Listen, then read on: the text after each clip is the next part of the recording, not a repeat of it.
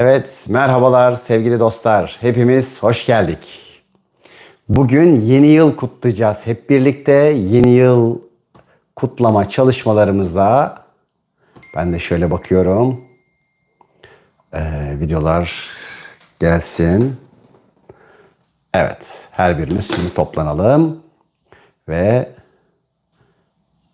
evet, başlamış mıyız? Evet, başlamışız. Çok güzel.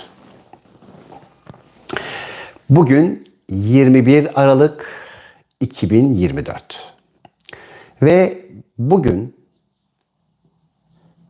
tarih boyunca binlerce yıldır atalarımız Anadolu topraklarında, Asya'da, Avrupa'da, Orta Asya'nın bir kısmında, Kafkaslar'da bugünü yılbaşı olarak, yeni yıl olarak kutlamışlar. Ben de geçen sene bunun bilgisini sizlere vermiştim. Ve bugün dedik ki şimdi bu yıl bunun kutlamasını da birlikte yapalım. Ve her birimizin yeni yılı kutlu olsun. Önce bunun bilgisini anlatacağız. Yani bir şeyi önce akledeceğiz. Aklımıza koyacağız. Akıl bizim zeminimiz.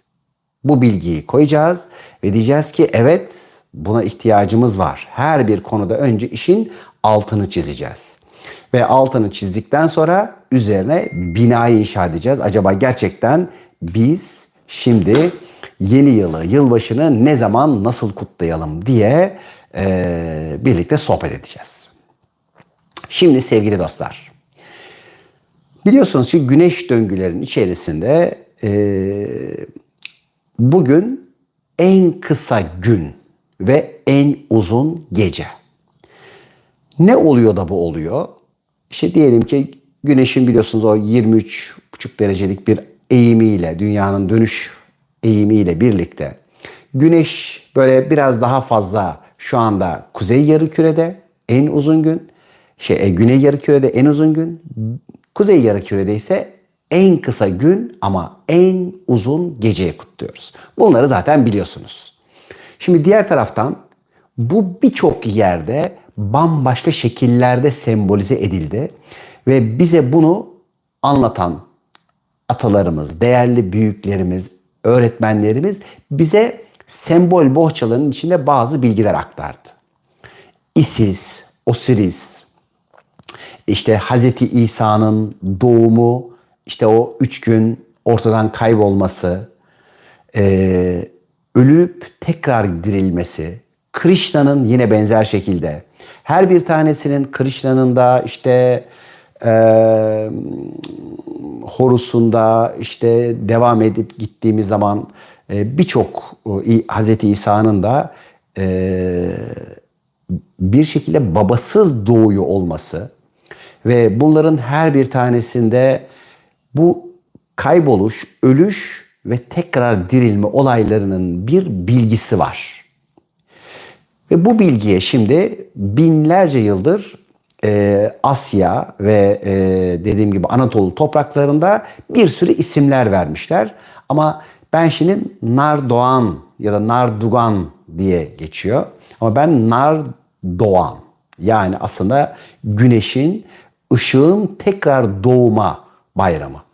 Bu hani o yin yang'daki siyahın aşağıda artık bitip şimdi tekrardan ışığın, yani en büyüdüğü, en fazla büyüdüğü gün bugün, siyahın, karanlığın ve bu 3 gün içerisinde de yani 22, 23, 24 bu 3 gün aralıkta da karanlık hakimiyeti var ve bu ara içerisinde de aslında karanlık taraflarımızın içinde, şuur altlarımızın içinde, köklerimizin içerisinde neler varsa bunların temizliğinin dönemi. Onun için ne yapıyoruz? Yarın 22 Aralık'ta köklenerek yükselebilme, hayatımızdaki o köklerden gelen konuların temizlenebilmesi, nerede nasıl kökleniyorsak bunlarla ilgili bir çalışma yapıyoruz. Bugün aslında bir nevi de hani ona da hazırlık, böyle bir selam yolluyoruz. Çünkü bu iş aslında 21'inden başlayıp 25'ine kadar devam ediyor. Biz elimizi böyle güzel çabuk tutup 22'sinde bu köklenme ile ilgili konuları, kavramları iyileştirme yolunda ilerliyor olacağız. Ve her birinizin hayat içindeki sorun dediği hastalık, rahatsızlık, işte baskılar, tacizler ne varsa bunların hepsinin arkasında köklenememek var. Köksüzlük var. Savrulmalar, saçılmalar, güçsüzlükler. Hani böyle hayat içerisinde bir sürü böyle sopa yiyerek öğrenme ihtiyaçlarımız dahil bunların her bir tanesinin ana sebebi çünkü köklenememek, yeteri kadar köklerinden beslenememek.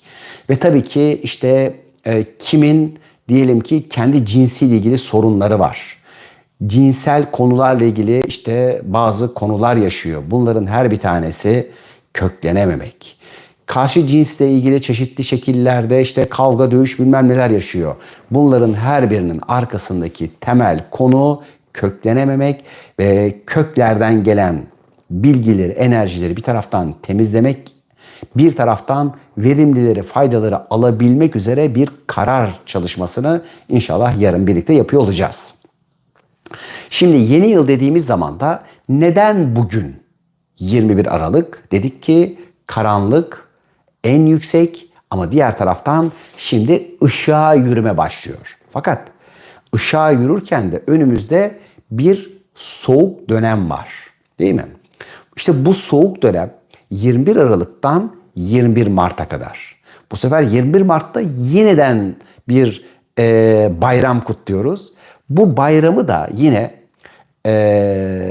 Mezopotamya'da olsun, işte Kafkaslarda olsun, kimisi yeni yıl olarak kutluyor, kimisi hani baharın doğumu olarak kutluyor. Aslında doğrusu baharın, doğanın tekrar doğuşu. Ama yılın başı 21 Aralık olarak kutlanıyor. Ama diğer taraftan bütün burç sistemleri, işte Batı astrolojisi vesaire her bir tanesi hani o Koç'la başlayan sistem vesaire yani balıkla bitip Koç'la başlayan sistem yine Mart'la başlıyor. 21 Mart'la başlıyor. Yani bu da yanlıştır diyemeyiz. Çeşitli kabullerle devam etmiş. Şimdi bir taraftan Mısırların binlerce yıldır kutladığı bir yılbaşı var. Bu da Sirius'un hani böyle bir kaybolup tekrar ortaya çıkışı böyle tam o piramitlerin kapılarını dahi o Sirius'un doğacağı tarihe göre yapmışlardır. İşte Temmuz'un ortalarına denk geliyor. Kimisi 22-23 Temmuzlar, kimisi işte biraz hani başlıyor o yani böyle bir çünkü bir 10 gün içerisinde oluyor. Yıllara göre değişiyor. Şimdi tabii ki İslam öncesi Arabistan'da ay takvimleri kullanılıyor. Ve bunun devamında İslam'la beraber Hicri yıl 2622 yılı biliyorsunuz yılbaşı kabul edilip böyle bir takvim, kameri bir takvim yine devam ediyor. Diğer taraftan da şimdi Jules Caesar'ın işte İsa'dan önce böyle 50'li yıllarda yaptırdığı bir takvim var. Mısır'dan alıyor bu takviminde astronomlarından alıyor ve 3 aşağı 5 yukarı hani böyle o Ocak ayının da hani böyle January'nin de böyle başlangıcın ve bitişin tanrısı olan bu tanrıya atfedilen bir yılbaşı var. Yani Hz. İsa'dan önceki bir zamanda 1 Ocak gibi yani 1 Ocak değil de Ocak ayı içerisinde başlıyor ama Ocak sonuna kadar devam ediyor. Geliyor işte 1500'lü yıllara geldiğimizde Gregory kendisi Katolik bir papaz ve bunu güzel bir şekilde düzenliyor ve 1 Ocağı yılbaşını alıyor. Fakat ondan evvel yine 21 Aralık var, yine devam eden sistemler var ve ondan itibaren bizde herhalde 1917 falan civarında da Osmanlı İmparatorluğu bunu alıp kendi bünyesinde kullanmaya başlıyor. İşte o 1917'den itibaren küresel bir sistem olan bizlerde bu yılbaşını hani ayın biri olarak yani başlangıç ve bitişin tanrısının işi başlattığı sisteme göre yani bir taraftan bakarsan bu paganizmle alakalı herhangi bir hani şu din bu din değil. Fakat diğer taraftan 21 Aralık göksel bir olay, bütün kültürlerde olan bir sistem. Şimdi dünyaya gelen bütün öğretiler, dinler ve peygamberler mevcut o bölgenin, o coğrafyanın bilgisi ve çeşitli alışkanlıklarına, kültürlerine saygı duyarak güncellemeler ve iyileştirmeler yapmışlardır. Yoksa ak olan bir şeyi kara yapmamışlardır. Yani zaten o bölgede olan bir şeyi iyileştirmiştir. Bunların hiçbir tanesinde de tabii ki bak ne kadar güzel söylüyor. Sevinç Panahova Azerbaycan'da 20 Aralık Çille Bayramı. Evet, karpuz keseriz bugün diyorlar. Şimdi anlatacağım. Neden kırmızı, kırmızılar neden var?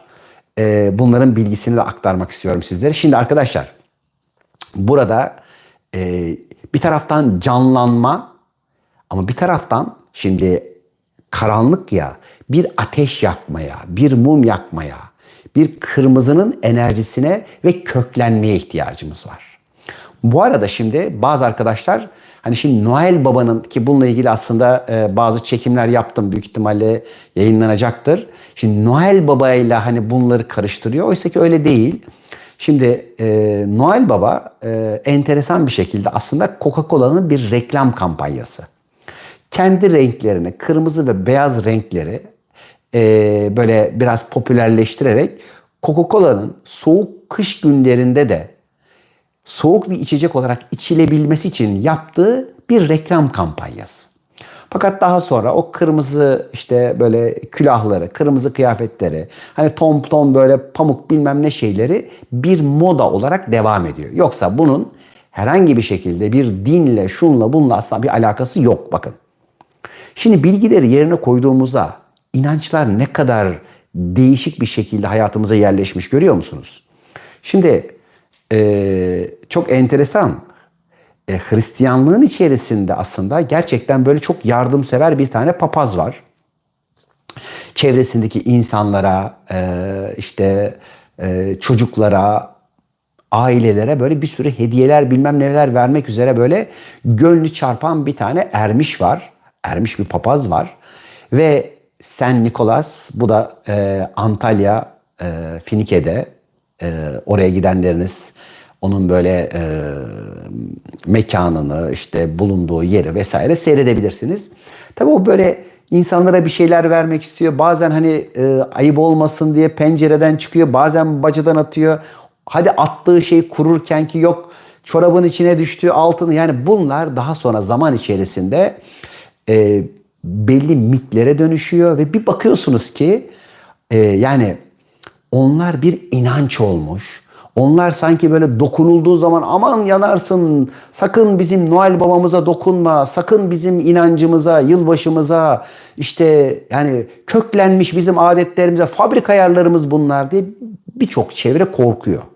Oysa ki arkadaşlar her birimiz cesur olacağız. Bilgi neyse doğrusunu kullanacağız, uygulayacağız. Tabii yine nabza göre şerbet vereceğiz. Çünkü her birimizin kaldırabileceği bilgi var. Kaldıramayacağı henüz bilgi var. Bunlar bizim normal en azından algılayabileceğimiz, akledebileceğimiz basit kavramlar. Tabii ki incenin incesi vardır. Bak ne diyor Sevinç? 40 gün büyük çille olur, 20 günde küçük çille olurmuş. Ne kadar güzel. Yaz bak bunları Sevinç. Yani birçok arkadaş zannediyorlar ki hani bu bizlere batıdan geldi. Hayır arkadaşlar, batıya doğudan gitti. Şimdi bunları da anlatıyorum. Şimdi tabii ki biliyorsunuz Justinian'in İznik'te konsülü topluyor. Bütün İncil'leri bir araya getirip 4 tane İncil'e dönüştürüyor. Şimdi bunların hiçbir tanesi ilahi yasaların denetim ve bilgisinin dışında değildir. Fakat halkın da ihtiyacı neyse ona göre yapılır. Şimdi burada evet Geyikli Baba var Türklerde doğru ama Ayaz Ata var. Ondan sonra Şah Baba, işte Kar Baba, yani böyle bir sürü şeyler var ve aslında şimdi mesela uzun bir zamandır Ruslar diyor. Ya sizin aslında Ayaz Atanız bizim işte neydi onların bir ismi var. ondan türedi. Bak Hasan Noel Baba da ondan türedi. O da doğru. Ama onların atası bir bakıyorsunuz ki çok daha eski devirlerde belli ağaçların, akça ağaçların altlarında insanlar bu 21 Aralık'ta oturuyorlar. Birbirlerine hediyeler veriyorlar. Bakın bu anlattıklarım binlerce yıl önce, bizim bildiğimiz dinlerden çok daha önce bu var. Öncelikle burayı görelim. Peki bunlar bir hurafe mi? Bunlar işte diyelim ki hani sadece böyle uyduruk ayinler mi? Hayır, değil. Bakın. Şimdi burayı iyi anladığımızda şunu göreceğiz. Aslında burada kutlanan nedir? Bakın. Ha, evet, Ded Moroz. Bak Ruslardaki arkadaş yazmış. Ben ona Dede Moroz diyorum. Dede Moroz. Evet. Şimdi bakın burada kutlanan nedir? Yani ne Noel Baba'nın işte şu ama tabii ki işte bugün diyelim ki sevgililer günü var. Yok işte anneler günü, babalar günü. Şimdi küresel sistemin bir alışveriş sistemini hani böyle tabii ki arttırabilmek için yıllar içinde yaptığı birçok kavramlar vardır. Diğer tarafta da bunlar zaman içerisinde bir inanç sistemine dönüşür. Buradaki işte o inanç sistemimizin içindeki durumu görüp buralardan kenara çekilip bilgiyle davranmak durumundayız. Çünkü bizim çocukluğumuz işte diyelim ki bir kısım yılbaşına karşı vay işte yemek yiyorlar, kutluyorlar bilmem ne, bir kısmı tabii yapacağız kardeşim Batı bunu yapıyor diyordu. Ya daha belki geçen seneki yayınlarda da anlattım. Ben bunları hani böyle daha 19-20 yaşında kütüphanelere girdim. Bir gördüm. Allah bizi yani bayağı bir bu alanda doğruları söylememişler. Hemen hazırlıkları yaptım. İşte bir sürü dergilere bilmemlere yazıları hazırladım. Verdim. O zamandan itibaren bunların böyle hani bayrağı bir sürü dalgalandı. Şimdi burada her birimizin görmesi gereken neyi kutluyoruz? Nasıl kutlayalım? Ya da kutlayıp kutlamamayla ilgili bir bilgi alalım. Şimdi normalde ne diyoruz? Allah'ın her günü birdir. Evet, her gün eşsiz fırsatlar vardır. Artılar olduğu kadar eksiler, eksiler olduğu kadar da oranın içinde pozitifler vardır. Diğer taraftan göğün belli döngüleri vardır. Güneşin, ayın, yıldızların hani böyle daha geçmişte anlattım size 60 bin yıllık döngüler, 26 bin yıllık döngüler. Hani Kali Yuga dedikleri böyle şu anda bir çağın içinde bile kendi içinde bir sürü dönemler vardır. Bir kıyam dönemi vardır. Bunlar hesaplı, kitaplı. Yani gidin herhalde 6 bin yıl önce, 5800-6 bin yıl önceki Vedalarda, Hint kutsal metinlerinde ne zaman tam oldu aslında belli değil ama minimum 6000 yıl civarında olduğu düşünülüyor. Bir bakıyorsun bütün bunların her bir tanesinde tıkır tıkır tıkır tıkır yazar. Evet bak Araplarda lay little them derdik. Korkuluk gibi kıyafetlerle kutlardık diyor çocukken. Bak ne kadar güzel. Yani ülkemizin her tarafında yapılıyor. 21 gün kuralından dolayı mı? Hayır değil. 21 Aralık arkadaşlar burada biliyorsunuz ki bir döngü. Yani güneşin en az göründüğü kuzey yarımkürede gecenin en uzun olduğu bir dönem. Şimdi bu sebepten dolayı karanlıkla aydınlık, güneş ile ay kendi aralarında sürekli bir alışveriş içindeler, bir dans içindeler. Kimileri buna kavga ve savaş dese de aslında bu bir dans. Onun için aydınlıkla karanlık bir dans eder ve bu dansın içerisinde bizler de kendi içimizde şuur altımıza şuur üstümüzü, ruhsal ve manevi taraflarımızla maddi taraflarımızı bir denge içine sokarız. Bununla ilgili birkaç tane örnek vermek istiyorum. Şimdi hayatınızın bir döneminde maddi konulara çok yönelip maddi kazançlar içerisinde olabilirsiniz. Bu kış dönemidir. Bazen manevi hal ve durumlara odaklanıp daha ışığın, daha aydınlığın, daha gönülden içsel gelen tarafların dönemine akarsınız. Ama hep bir tanesini yapamazsınız. Yıllar evvelde bir ara böyle hani maneviyattan aldığım tat ve lezzet o kadar yukarılara çıkmıştı ki neredeyse bedende, maddede bir şeyler hani yapmaya mecal göremediğim zamanlar vardı. İçeriden varlığımın hatırlattığı şey şuydu. Eğer daha yükseleceksen, daha da büyüyeceksen şimdi maddede ve dünyada köklenmek durumundasın. Öyleyse şimdi maddenin, paranın, işte alışverişlerin, bedenin, sağlığın, işte burada mekanik gibi görünen dünya ile ilgili daha dünyevi hal ve durumların içine girip onların tatlarına ve lezzetlerine bakıp diğer taraftan da üzerinde bir bulaşık olmadan çıkacak hale gelmeyi öğren.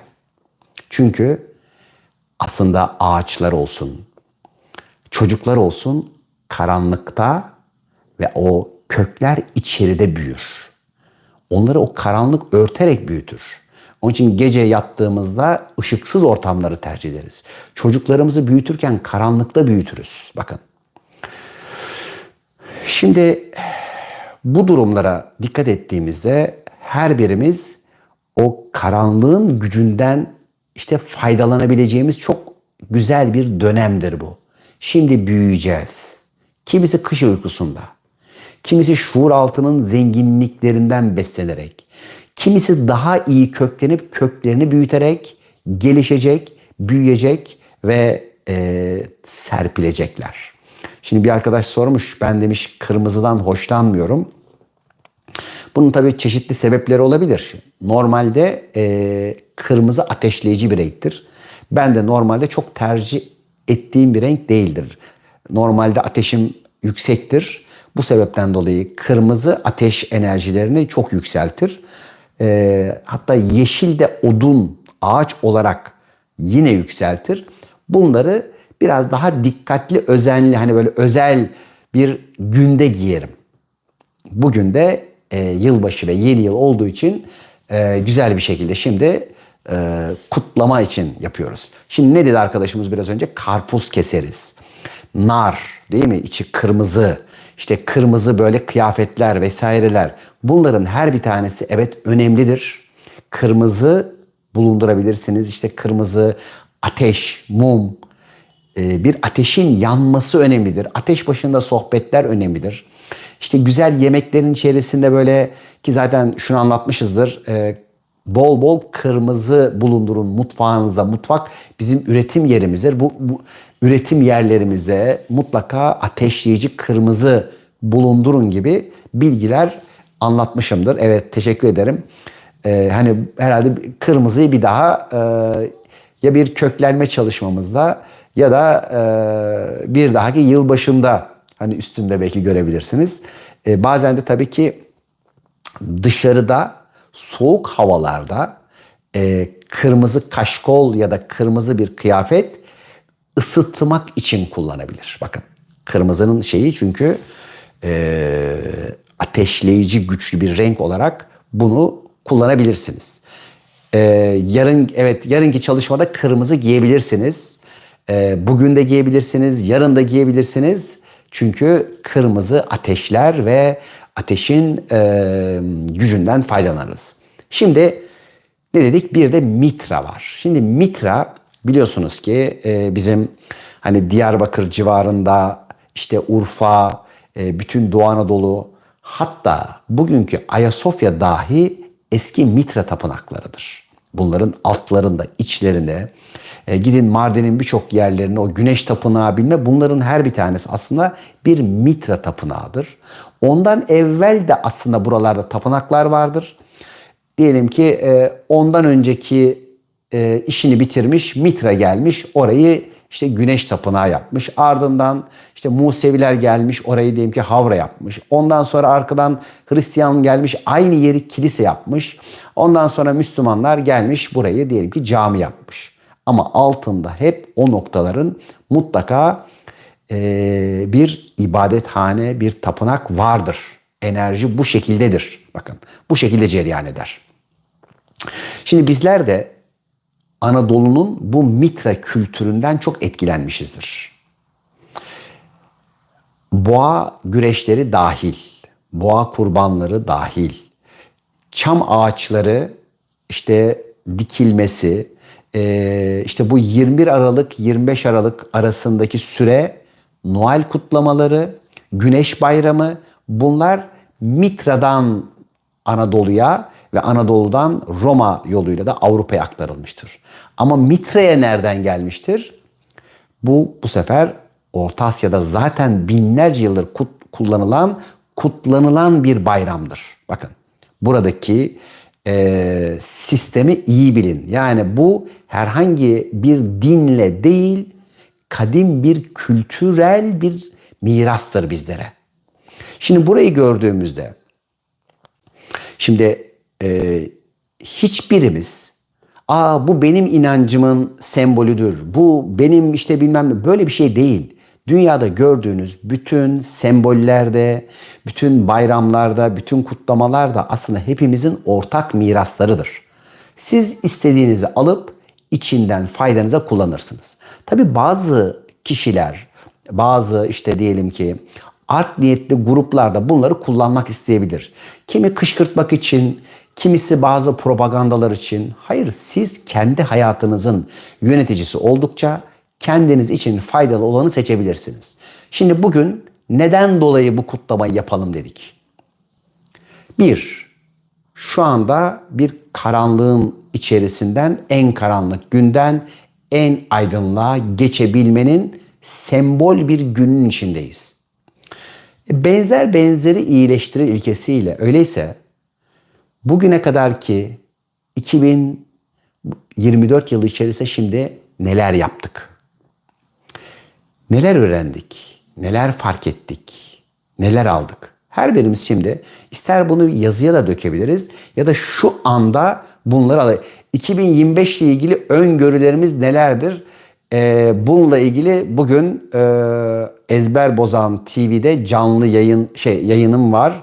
Herhalde şu anda yayınlanıyordur. Bugün yayınlandı diye biliyorum. 2025 öngörülerimi orada biraz anlattım. Sistemlerini anlattım. Şifa Yılı isimli videomuz var. Evet, Fatih Duygu Demir'le beraber yaptık. Onları yani ama yine şöyle bununla ilgili 2 tane şey yapacağım. Bir tanesi bu dönemi güzel bir şekilde inşallah aktaracağım. Bir tane de mekan 2025 mekan iyileştirilmesini anlatacağım. 2024'te hatırlayın mekanlarımıza bazı şeyler yaptıydık. Neler dedik arkadaşlar? Şimdi açın bakın orada. 2024 yılında Güneydoğu'ya doğru bakmayın. O taraflara da mümkün olduğu çok gitmeyin. Burada yıl içerisinde büyük bir kargaşa, büyük bir kıyam var. Bakın bu tarafta bunu söylemiştik. Şimdi o bölgede neler olduğunu gördük. Merkezlerde dedik çok büyük çatışma enerjisi var. Bütün her yerin merkezinde. Şimdi bakın parti merkezleri ne oldu? İşte diyelim ki merkez bankaları ne oldu? Ülkenin merkezinde neler karıştı? İşte bunlarla ilgili evimizi bir sürü böyle yönler yapmıştık. Şimdi bu yıl başka bir şey yapacağız. Bu yıl 2025'e bir çalışma yapacağız. Vaktiyle yapacağız. İnşallah sizlere bunların bilgileri vesaire vaktiyle aktarılacak. Bir de biliyorsunuz İstanbul kampımız var. İstanbul kampımız 18-19 Ocak'ta. Zaten orada her birimiz böyle şifaya dolu dolu doyacağız. Yani samimi niyetle gelen bütün dostlarımız oradan hayırlısıyla çok şükür ihtiyacım olan şifayla buluştum diye evine gidecek. 2 gün kamp yapacağız orada. Bir sürü farklı konular, sistemler böyle. Şifa bombardımanın içinden böyle 2 gün geçecek. Tabii şöyle bir şey. Şimdi buralarda bilgi aktarımı yapıyoruz ama bir de kamplarda deneyim önemli. Yani iş sadece sözde değil, bir de eylemlerle yaptığımız farkındalıklarla. Evet 9 dönemi başlıyor dedik. Birçoğunuz telefon numaralarını, işte kapı numaralarını, birçok şeyleri böyle bir iyileştirme yolunda adımlar attınız. Ve bunların da kiminiz hayatlarınızı iyileştirdiniz. Kiminiz özgürleştiniz, kiminiz korundunuz. Bakın bunları birlikte yaptık. Yani şu bir yıl içerisinde bunların hem sonuçlarını gördük, etkilerini gördük, kimlere neler oluyor onları gördük. Ve birçoğumuz bakın bilgiyi doğru kullanmak önemli. Yani iş şu değil, ay böyle olacakmış korkalım edelim. Hayır bu değil. Her şeyin mutlaka hayat içerisinde bir zararlı gibi görünen tarafı varsa onun bir sürü de faydalı tarafları vardır. Biz faydalarını alacağız. Onun için 2025 yılı ile ilgili genel tam bir çalışma yapacağım. Belki onu 31 Aralık'a denk getireyim. 31 Aralık'ta hani böyle bunlarla ilgili güzel bir şey yapalım. Evet altınlar olur. 9 tane altın çok güzel olur. Bilezik olur. 9 tane palmiye ne o? Siz palmiye mi diyorsunuz? Bir şeyler işte. Bambular çok güzel olur. Bakın hayatlarınızda ne kadar iyileşmeleri bilgiyle yapabiliyorsunuz. Bilgi çünkü bir şifadır ve idraktır. Öyleyse yani buradaki aktardıklarımız hani böyle şunu öğrenelim böyle böyle o değil. Hayat dönüşüyor, hayat iyileşiyor. Çünkü her biriniz hayatınızı cennet etmek mecburiyetindesiniz. Evet. Şimdi bak bir tane arkadaşım dedi ki her şeyi yaptım değişen bir şey olmadı. Onu da görelim. Ferzan ne umdun, ne dua ettin, ne talep ettin. Çünkü başka mekanizmalar da var. Diliyor musun? Talep ediyor musun? Bak bir tane hemen olumsuz bir şey orada gördüm onu da söylüyorum. Şimdi biz bazen ne kadar nelerden korunduğumuzu bilemeyiz. Bir daha bakacağız hayatımıza. Yani attığımız faydalı adımlar emin olun ki bizi birçok şeylerden güzel bir şekilde korunur. Ben burada hani şimdi faydalarını görenler yazsın dediğimde herhalde binlerce dostumuz, arkadaşımız neler neler yaşadılar. Ne iyileşmeler, ne farkındalıklar. Evet, çok doğru. Evet, şimdi Mitra öyleyse Anadolu'nun bizlere bir mirasıdır. Yani bazen şöyle yapılıyor. Bu bizim dinden değil. Tamam da o nereden? O doğduğu dönemde bir peygamber ve anlattıkları, aktardıkları bir ermişin, bir evliyanın, bir vazifelinin bize ulaştırdığı güzel şeyler. Size Mitra dininden olun denmiyor. Bütün gelen peygamberler, bütün veliler, bütün bilgeler onun o bir olan ışığını kendi coğrafyalarında, kendi alanlarında aktarma görevini, sorumluluğunu almış kişilerdir. Onun için bütün dinler birdir arkadaşlar. Her bir tanesi ondan gelir ve farklı farklı coğrafyalarda, farklı realitelerin, anlayışların, kültür birikimlerinin üzerine yepyeni anlayışlar, iyileştirmeler yapma görevindedir. Öyleyse herhangi bir inanç ya da dinle kavgalı olmak doğru değildir. Tahrif edildiğine emin olsanız da, gözünüze görmüş olsanız da herhangi bir insanın inancına dil uzatmak da doğru değildir. Çünkü inançlar bizi yeryüzüne kökler. O kişinin bazen şeytana taparak, bazen ateşe taparak, bazen işte diyelim ki olumsuz bir konunun içinde köklenerek de tekamülü söz konusu olabilir. Çünkü eğer istenseydi bütün ümmetler bir kılınırdı. Bakın bir kılınırdı. Bununla ilgili onun için her birimiz her türlü inanca saygılı olacağız. Bizler de inançlarımızı imana götürmek üzere çalışacağız. Şimdi tabii ki ne dedik? 9 enerjisi 20 yıl sürecek dedik. Onun için hayatlarınıza güzel 9 enerjilerini arttırın dedik. Yani hiçbir şey ebedi değil, her şey sonlu, her şeyin bir dönemi var. Yani bugün 21 Aralık. Her gün 21 Aralık enerjisi olur mu? Hayır, 22'sinde başka bir şey. Ama her gün yeni güzellikler var. Bakın, her gün mutlaka o güne özel bir şey var. Şimdi bugün karanlığın tamamlanması ile ilgili çok özel bir gün. Ama yarın köklenme ile ilgili çok güzel bir gün. Yani köklenebilmek için karanlığın içerisinde kendi geçmiş kök kalıplarımızın olumsuzlarını ayıklayabilmek için, şuur altımıza bizi rahatsız eden geçmiş travmalardan özgürleşebilmek için yarın iyi.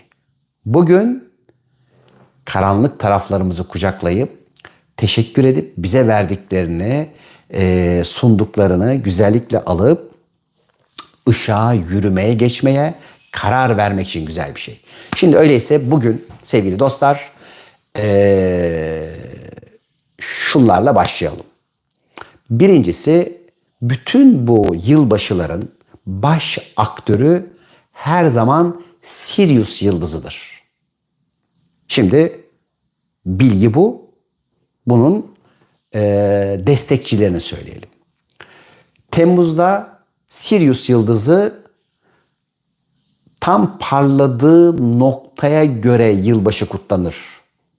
Bütün tapınakların kapıları buna göre yapılır. 21 Aralık'ta şimdi bu gece 22 Aralık'a bağlayan gece işte en parlak durumunda böyle bir şekil oluşturur ve Sirius yıldızı yine gecenin en parlak ve hizasıyla, sistemiyle bize mesaj verir. Neyin mesajı? Kış geliyor. Yani bugün aslında kış başlıyor. Ne zamana kadar? 21 Mart'a kadar. Ama aynı zamanda bu 21 Mart'a kadar bir dengeleniş sürecine giriyoruz. Ne olacak yani? Gece ile gündüz eşitlenecek 21 Mart'ta. Ve bahar gelmiş olacak. Bahar geldiğinde doğa canlanacak, coşacak. Ne zamana kadar? Bu sefer Haziran'a kadar. Şimdi bazı bölgelerde yine tabii bununla ilgili kutlamalar da var. Ama şimdi bir taraftan Sirius çok önemli bir gezegen olduğunu söylemiştik. Bu bizim güneşimizin güneşi ve bu sistemin hakimiyetinin olduğu bir alan. Şimdi güneşimizden 23 kat daha parlak bir yıldız. İnsanın kromozomları, İşte birçok alandaki 23'ler bununla baktığınızda çok enteresan sonuçlar doğurur. Bunu bazen özellikle hani İbrani alfabesi 22 olduğu için ya 22 virgül hani 9 ama işte bak buna 22 diyelim diyenler de var. Benim için 23. Yani birçok yerde baktığımda işte hani 23'ün böyle neredeyse kıyısında. Şimdi bunların her bir tanesi önemli olduğu gibi yine eski zamanlardan bize anlatılan, aktarılan Romulus ve Romulus ve hani o meşhur Athena Türk mitolojisindeki. Bunların her bir tanesi Sirius'la bağlantılıdır. Mısır'daki Anubis, işte hani böyle mesela şeyler vardır. Ne zaman gelmişlerdi? 80'li yıllarda böyle Hint dansları izledim. O zaman daha mesela Türkiye'de böyle bu milliyetçilik akımları bu kurt işaretini yapmıyorlardı.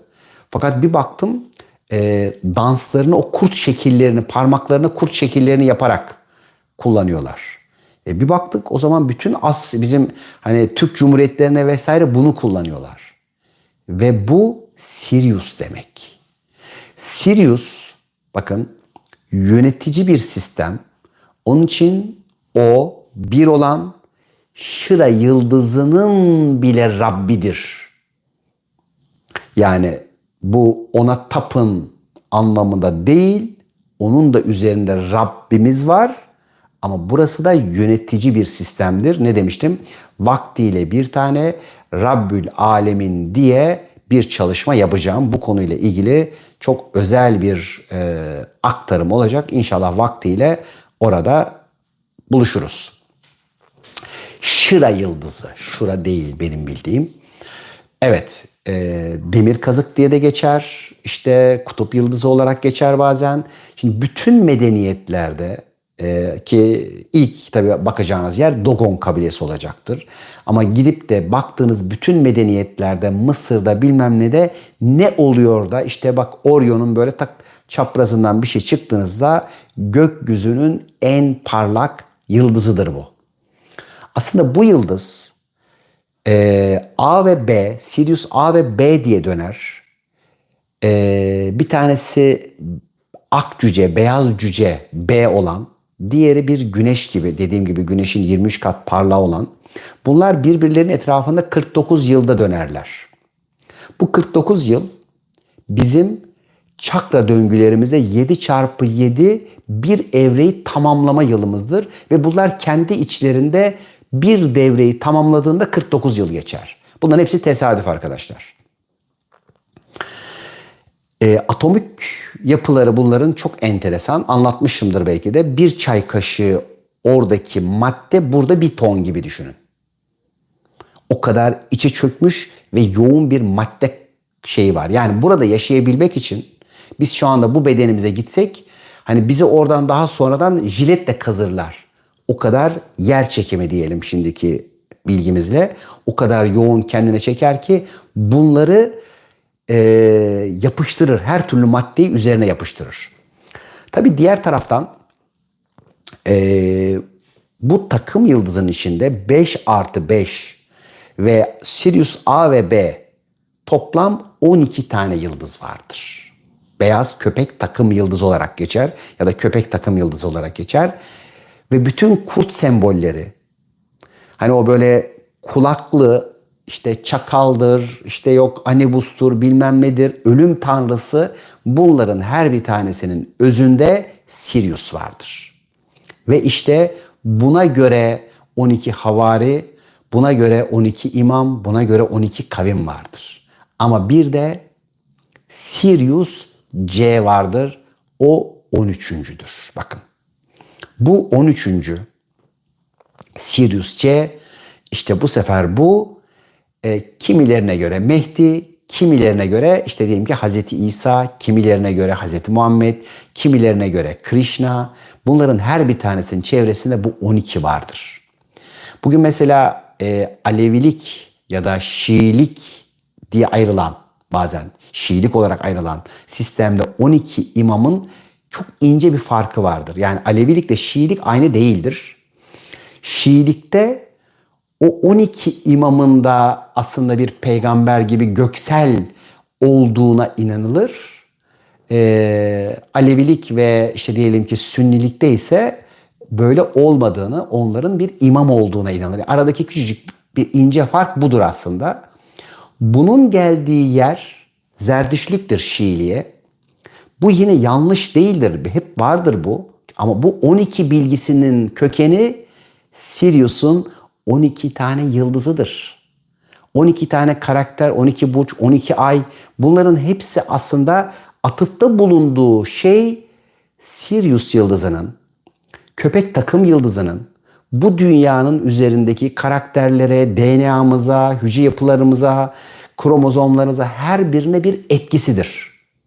Ve burada dünya içinde yapılan çeşitli döllenmeler, bir olanın bilgisi ve himayesi içerisinde burada yapılan birçok belki olaylar, üretimler, deneyler, çalışmalar, her bir tanesi aslında daha üst arş-ı alaya kadar giden sistemin parçalarıdır.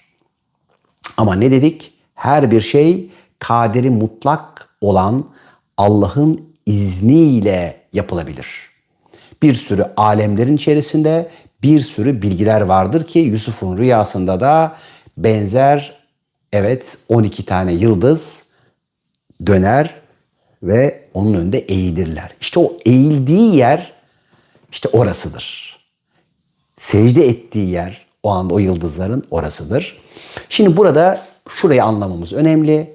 Öyleyse şimdi güneşimizin güneşine göre yapılmış bir yılbaşıdır bu.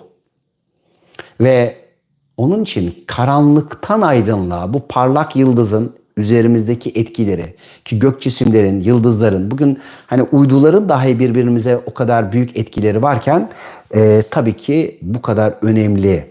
Bizim gökyüzüne kafamızı çevirdiğimizde en parlak yıldız olan bu Şira yıldızının tabii ki üzerimize büyük bir etkisi olacaktır. Bu aynı zamanda daha önceden anlatmıştım. İngilizce'deki sir kelimesi, sir kelimesi buradan gelir. Yakut Türklerinde yer, mekan anlamındadır sir ve Sirius aynı zamanda akıllı insanlar mekanıdır. Us akıldır.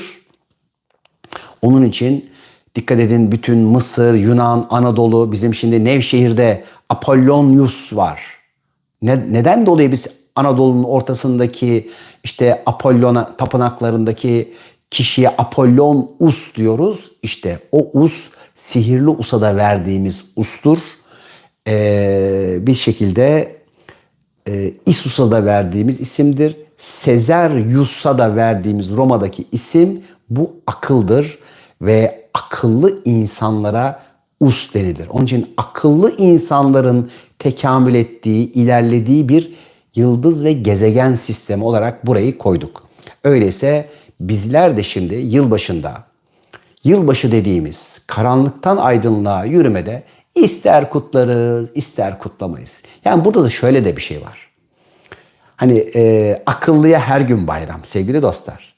Biz her gün kutlayabiliriz. Hani ben de sizin için bu bilginin biraz daha yerleşebilmesi, oturabilmesi, ezberlerden arınabilme amacıyla bir şekilde bu bilgiyi ortaya koymak istedim. Yoksa Allah'ın her günü çok güzel, her saniyemiz, her anımız harika. Harika güzellikler önümüze sunulur. Biz onların içinden kendi faydamıza ve yararımıza olan, ilerletecek hangi konular varsa onları almak durumundayız. Evet bak ne demiş? Kaybolurken en son o parlıyor. Tarık yıldızı demiş. Tarık değil ama o galiba. Onun adı Tarık başka olması lazım. Tarık Venüs herhalde, arkadaşlarımız daha iyi bilirler bir sürü. Şimdi burada evet doğrudur. Kurt sembolü Sirius'un sembolüdür. Yani hani böyle şimdi dikkat ederseniz ülkemizde evet şimdi tabii ki her birimiz vatanımızı, milletimizi severiz. Fakat millet ve milliyetçilik kavramı bazen farklı gösterildiğinde birçok çevre bunlara karşı durmuştur. Yani kurt dediğin zaman sanki başka birilerini düşünmek ya da hani böyle bir insanın milletini sevmesi demek başka kavramlar gibi birileri size göstermiş olsa da bizler vatanımızı anne gibi, milletimizi çocuk gibi, çocuğumuz gibi ve devletimizi de babamız gibi sevmek durumundayız. Zaten her birimiz bu şekilde gelişip tekamül ederiz. Onun için devletle sorun olanın babayla, maneviyat ve ruhuyla ilgili sorunu vardır. Vatanı ile ilgili sorun olup vatanını, doğduğu çevreyi beğenmeyip buradan uzağa kaçanların annesiyle ilgili, dünya ile ilgili, bedeniyle ilgili görüp öğrenmesi, halletmesi gereken şeyler vardır. İşte zaten millette biziz. Biz bir araya geldiğimizde devlet oluruz. Onun için her birinizin bilgisi, fikri ve yaşadıkları, işte burada belki atacağınız adımlar, burada fark edişlerinin önümüzdeki dönemlerde işte belki dünyanın dört bir tarafında bu konuyu daha farkında bir şekilde, evet yani gökyüzüyle yeryüzünün buluşması ve birleşmesi, karanlığın burada küçülerek aydınlığa doğru gitmenin bilgisinin içinde olmayı seçebiliriz diyeceğiz. Şimdi her birimiz rahat, güzel bir şekilde sorularınız varsa bir 3 dakikada soru yapıp ondan sonra da böyle güzel, kibar bir meditatif çalışma yapma niyetindeyim. Sorularınız varsa birkaç dakika bakayım. Akıllıya evet her gün bayram, evet kara delik, evet seher yıldızı. Bakın gökyüzüne gidin, bakın Orion'u göreceksiniz. Avcı takım yıldızı. 3 tane böyle noktası vardır. 4 tane böyle etrafında şey vardır. Böyle onun böyle azıcık hani bulunduğunuz yere göre böyle uç kenarına doğru böyle baktığınızda çok parlayan bir yıldız görürsünüz.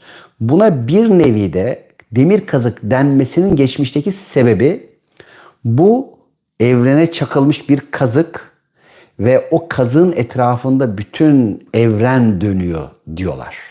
Şimdi bakın nereden gitsek iş dönüyor dolaşıyor Şira yıldızına çıkıyor diyelim. Bizim evlerde kullandığımız eskiden çıralar vardı. O çıraların da geldiği yer işte bu ışıklı şeydir. Şıra'dır. Evet. Güzel. Yarınki çalışmamızla ilgili tam ve hazır bir şekilde 11'de bulunun. Herhalde 11'i birkaç dakika kala sizleri davet edeceğiz, alacağız. Yarınki köklenme çalışmamıza. Bu çok önemli dediğimiz gibi. Ve köklenmeyi öğrendikçe hayattaki üzerimize gelen baskılardan, mecburiyetlerden özgürleşiriz. Bakın. Nar patlatmak çok doğru değil Zilif. Yani bir gıdaya, bir besin maddesine hani parçalamak doğru değil ama narı güzel bir şekilde açıp yemek, ikramlarda bulunmak çok güzel. Şimdi bazı şeyler var hani bilgiler dejenere ediliyor. İşte bazı evlerin hani kapılarında bilmem nelerinde bizim için hepsi nimettir. Yani hiçbir şeyi çarçur etmek doğru değildir. Çünkü bir şeye nasıl davranıyorsan parça bütüne aittir. Parçaya yaptığının hesabı bütünden sorulur. Evet, yarın evet dedik. Rabbim çok şükür üzerimize aşırı ağırlık. Evet, inşallah geçsin. Ben de düşünmüştüm ki çok teşekkür ederim. Evet, tamamdır. Şimdi gelin birlikte böyle sakin, rahat bir meditatif çalışma yapalım. Burada hani çok yumuşacık bir şey, bir duanın niyetin çalışmasını yapmak üzere. Gözlerimizi böyle sakin, rahat bir şekilde kapatabiliriz. İsteyen bulunduğu yerde ışıkları azaltabilir. Kapatmak zorunda değilsiniz. İsteyen kapatabilir. Mesela şimdi namaz çalışması vardı. Bir ay açık.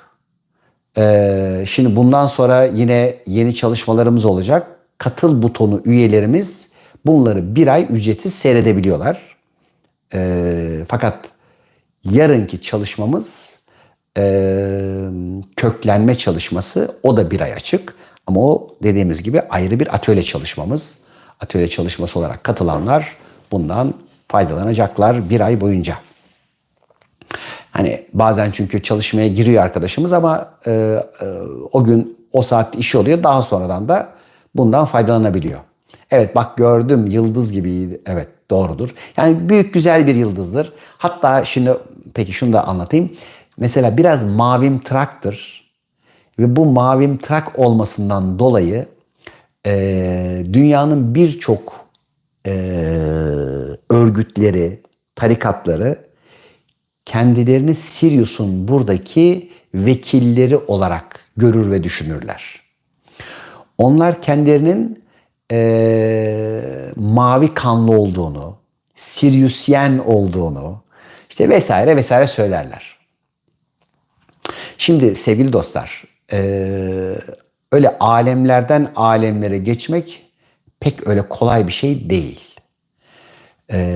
Yani diyelim ki çok yüksek özel bir varlık dünyaya gelirken dahi ne kadar büyük operasyonlarla gelebiliyor. Hani öyle tık diye çok kolay inişler olmadığını birçok peygamber hayatlarında görüyorsunuz. Bu sebepten dolayı hani böyle hani her birimiz ben şöyle oldum böyle oldum değil. Bu ışığın evet mavi böyle ışıklar verir. Bu sebepten dolayı bazen mavi kurt olarak sembolize edilir. Birçok yerde maviliğin enerjisi Sirius'un enerjisi olarak gelir. Mavilik spiritüel bir aurayı, enerji alanını bu sebepten sembolize eder. İşte kimisi suyun rengini, işte bazı mavi enerjilerin yani bunların hani durumlarıyla bağdaştırılır. Ama bizim için önemli olan biz buradayız, şu anda dünyadayız. Bu bedenin içerisindeyiz. Göklerin yardımı gelirse alırız. Ondan gelen faydaya eyvallah. Faydasız olanlar uzakta, bizden uzak. Faydaya ve bize güzellikler sunan tat ve lezzetler ise yakın bir şekilde bize gelsin. Bak Asena adını almış. Evet, Asena iyi incele ve Türk mitolojisindeki aslında Romulus. Bunu göreceksin. Bununla ilgili bağları bulalım. Evet, şimdi her birimiz oturduk. Güzel bir şekilde böyle sakince bir taraftan gözlerimiz istersek kapalı olabilir. Gözlerimizi kapatmak sadece ışık uyaran için değil, beynimizin içerisinde de farklı duygu ve düşünceleri hani böyle kenara koyalım ve birazcık kendimize içeriye odaklanalım diye. Koca bir yıl bize neler getirdi? 2024'ün içerisinde neler yaşadık? Yaşadıklarımızın içinde ne faydalar, ne tatlar, ne lezzetler. Belki bıraktıklarımız, belki bırakamadığımızda kaybettiklerimiz, belki uğurladıklarımız oldu. Belki sevdiklerimiz, kendimizi sevdirdiklerimiz, bazen arzuladıklarımız. Bu hayatın içerisinde ne güzel bir yıl diyeceğimiz zamanlar. Bazen güldük, kahkahalar attık. Bazen hüzünlendik, bazen ağladık. Fakat her birisi ne kadar da çabuk geçti. İçindeyken hiç bitmezmiş gibi gelen,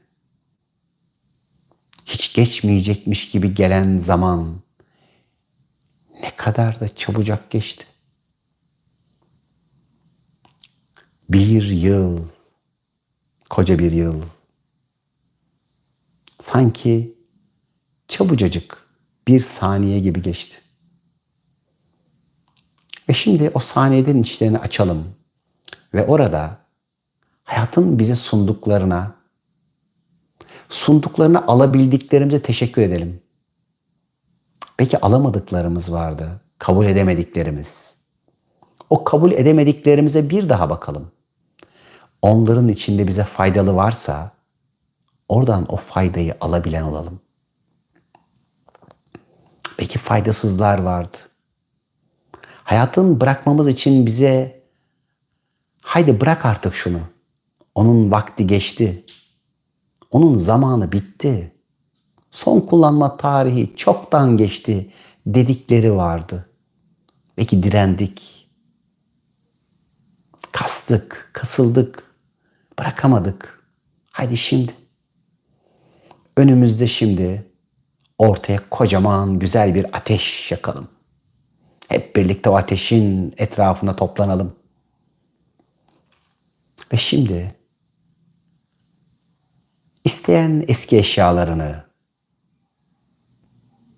bırakamam dediklerini, kendine fayda vermeyenleri bu ateşin içine atsın, bu ateş kazananın. Bu kazanın dibi delik, kör bir kuyu gibi ama sonsuza doğru gidiyor, hiçliğe. Attıklarımız izin verelim, hiçliğe gitsin. Kimimiz bir ilişkinin içinde yaşadıklarını, kimimiz işinde, bir halinde yaşadıklarını, faydasını, özünü alarak posasını bırak. Bırak eski kıyafetlerini, eski realitelerini, geçmiş inançlarını, sana fayda vermeyen inanç kalıplarını. Bak bir yıl bile nasılmış? Yeni yıl bile ne kadar farklıymış? Bilmediğimiz ne çok şey varmış. Noel Baba bile bildiğimiz Noel Baba değilmiş. Yılbaşı bildiğimiz yılbaşı değilmiş. 21 Aralık bildiğimiz 21 değilmiş. Kış başkaymış. Gökyüzü başka, yıldızlar başka, 12 başka, 13 başka. Peki ya ben, ya sen? Bizler de bambaşka. Bildiğimizden çok öteysek, bildiklerimizi, biliyoruz zannettiklerimizi bıraktığımızda nice olur. İzin verelim ateş biraz daha harlasın. gürleşsin atılanlarla. Eskiyen, geçmişin üzerimizde artık durmaması gereken, olmaması gerekenlerin atılması, bırakılması ve şimdi belki duygular, daha ince taraflarımız, duygularımızın içinde belki bırakacaklarımız var. Hissettiklerimizin içinde bize iz bırakan olumsuz duygu ve düşünceleri de bırakalım. İzin verelim temizlesin, temizlensin bu yılın, geçmiş yılların üzerimizdeki etkileri. Sadece olumlular, faydanın izleri daha da derinleşerek belirginleşsin ve bu yıl aldığımız faydalar daha faydalı hale gelsin. Neler öğrendik? Ne kadar güzel tatlar ve lezzetler sunuldu. Ne kadar güzel şeyler yedik. Yaradan ne kadar güzel sofralar kurdu bize. Sahi bunlar kimin?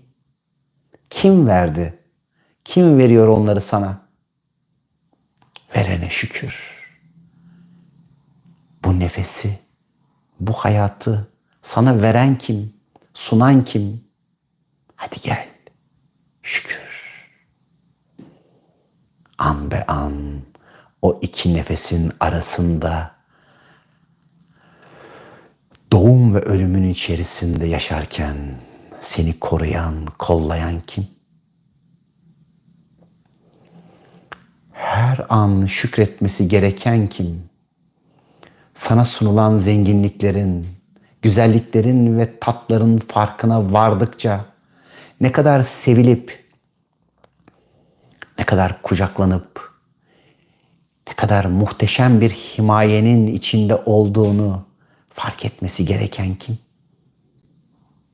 Şükür, şükür. Sanki bir gül bahçesi ve yollara güller serpilmiş. Her bir tanesi senin için. Her taraf güller içinde ve gül kokularıyla. Ortamdaki bu gül kokulara izin ver, üzerine sinsin. Ve buradaki en güzel güller seni çağırsın. Ve sen bu gülleri al kalbine götür. Ve kalbine götürdüğünde kocaman pespembe bir gül kalbinin içinden açsın. Bu sevgi çiçeği yüreğinden göğsünde genişliğe genişliğe katman katman açsın.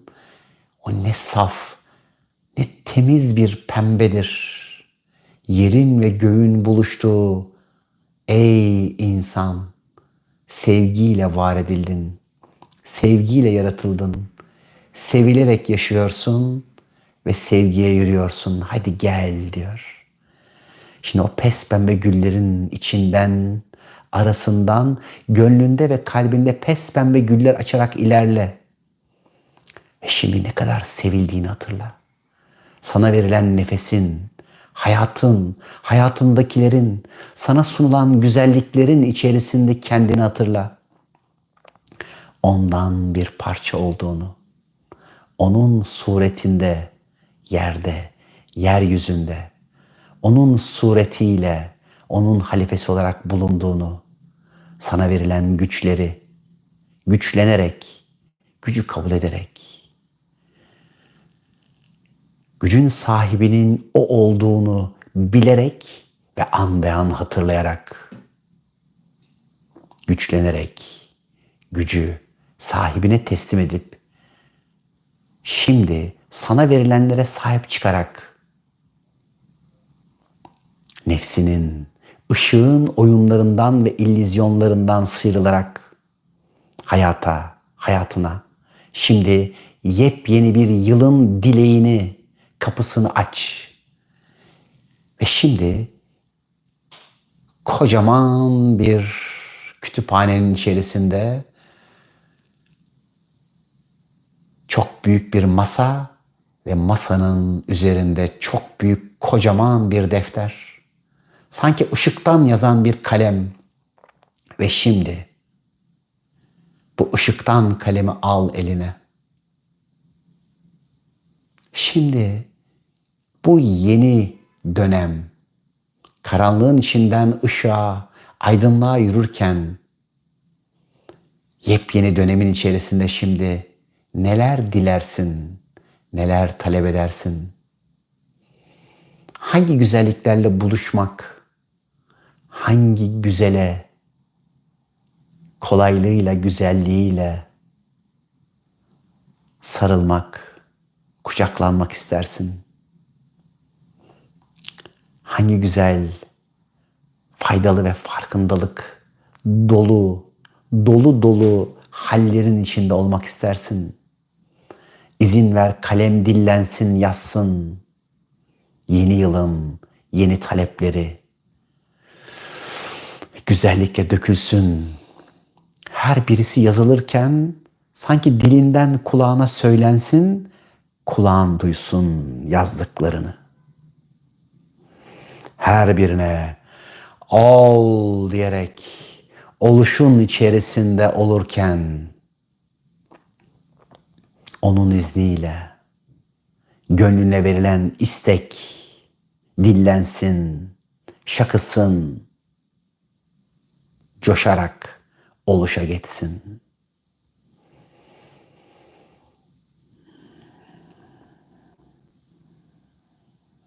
Ve şimdi yeniler oluşurken, oluşan yepyeni güzel hallerin ve durumların içi açılsın ve onların içine girelim. Bütün bunlar oluyor, olmakta ve oluşun içinde, o halin içinde şimdi gir, kokusunu, hissini al. Faydana olanlar beri, faydasızlar geri, ötede. Ayıklansın faydalılar. Faydalının isteği yumuşak dileyerek olsa da eyvallah, olmasa da eyvallah dediğimiz an açılan kapının içerisinden dilediğin kolaylıkla verilir diye sunulanları alabilen ol. Alışın,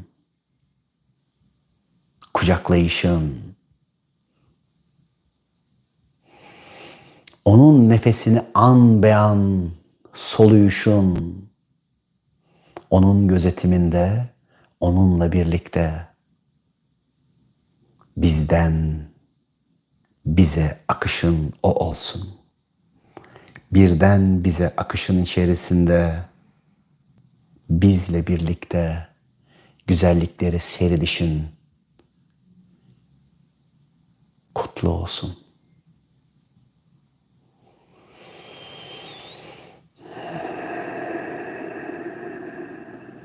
Ve şimdi bir sürü havai fişekler fışkırıyor ve havai fişekler fışkırırken sanki beynimizin içinden yukarıya doğru fışkırıyoruz. Sanki döne döne bir DNA sarmalı gibi yükseliyoruz. Sanki bu yeniliğin içerisinde havai fişekler gibi yukarılara doğru süzülüyoruz. Her bir ışık patlamasıyla daha içeriye ve daha derine doğru. Ve şimdi önce güneşimize doğru. Güneşimize yaklaştıkça parlaklığı artıyor ve güneş sanki bizden daha küçükmüş gibi ama biz o kadar büyüdük ki güneşten de daha büyük güneşi kucaklıyoruz. Sevgiyle teşekkür ediyoruz bize ısısını, gücünü verip aktardığı için. Ve şimdi güneşimizden 23 kat daha parlak Sirius bize selam veriyor, güneşimizin güneşi. Ve şimdi bizi kendi içine doğru çekiyor, çağırıyor, selamlaşmaya davet ediyor. Birbiri etrafında dönen Yıldızlar selamlıyor. Sanki dizili vazifeliler, varlıklar, melekler, her birisi yeni yıl kutlamamıza katılmış. Her birisi bize bu yıl yapacağımız işleri, görevleri, faydayı ve farkındalıkları hatırlatıyor. Bu dünyaya bu yıl hangi fayda izini bırakmak için niyet ettin diyor. Hangi alanını iyileştirmek için, hangi güzelliklerle buluşup tad almak, seni ona doğru daha coşturarak, koşturacak neyi diledin diyor. Hangi faydaları vermeyi diledin ki hangi faydaları alabilesin diyor. Hatırla ki bu dünyada alabilmek için vermelisin diyor. Alış ve verişin içerisinde, güzelin içerisinde güzelleşirken, güzele güzel bakarak, her yaratılmış olanın güzelliğini gören bir göz ile şimdi selam veriyor alemlerden gelen dostlar. Selam olsun. Yepyeni bir yıl, şifanın, şifalanmanın, eskinin, kabukların değiştirilip gideceği bir yıl geliyor. Gideni uğurlarken geleni kucaklıyor. Hayrımıza, faydamıza, güzele ve güzelliğe hizmet eden bir yıl olsun. Keyifli tatlar, lezzetler alabildiğimiz, aldıklarımızı çoğaltarak verebildiğimiz, alışveriş dengesi içerisinde an be an onu zikreyleyerek,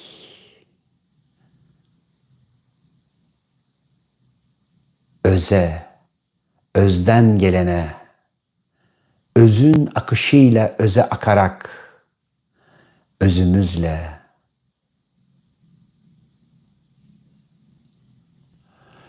özümüzün içinden hayata akarak, yepyeni bir akış, yepyeni bir tat ve lezzet başlasın. Her nefesimizin içerisinde o şükür an be an büyüsün ve şükürlerimiz şükür haline sindirilsin, hazmettirilsin ve bizi şükür gücüyle güçlendirsin. Şükrettikçe, şükürlerimiz artarken hayatımızdakiler iyiyken daha iyi, güzelken daha güzele, güzelleşerek ilerlesin. Ve şimdi daha içeriye ve daha derine doğru çağrılıyoruz. Şimdi Sirius'un bembeyaz ışıkları gözümüzün önüne, ışık yağmurları ve şimşekler olarak patlaya patlaya geliyor. Her bir ışık patlamasını gönlünün içinde hissederek, yüreğinde, bedeninde, gözlerinde, beynin içinde her bir tanesi karanlık taraflarının aydınlanmasına izin versin. Karanlıkların aydınlanırken içten içe, içerisi aydınlanırken sen de geçmiş karanlıklarından, karanlıkta bıraktıklarından şimdi gümbür gümbür içeriye, aydınlığına doğru, ışığına doğru ak.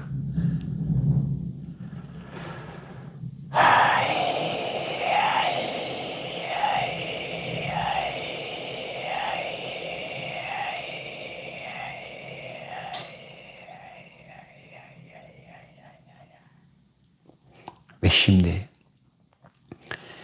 bir sürü şifalar, güzellikler, kocaman bir şifa bulutu, bir yağmur bulutu olarak her birimize veriliyor. Ve şimdi masmavi dünyamıza doğru yola çıkalım.